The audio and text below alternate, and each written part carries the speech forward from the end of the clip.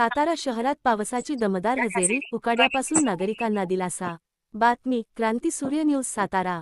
प्रतिनिधी मोहन खुडे। सातारा शहरात आज अचानक पावसाने दमदार हजेरी लावत वातावरणात गारवा निर्माण केला।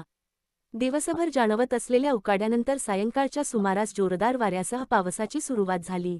काही ठिकाणी रस्त्यांवर पाणी साचल्याचे चित्र पाहायला मिळाले।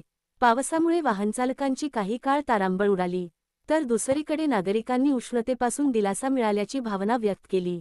शहरातील प्रमुख रस्त्यांवर वाहतूक मंदावली होती।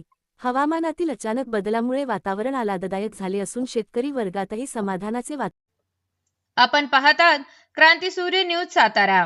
आमच्या चॅनलला लाईक आणि सबस्क्राईब करा।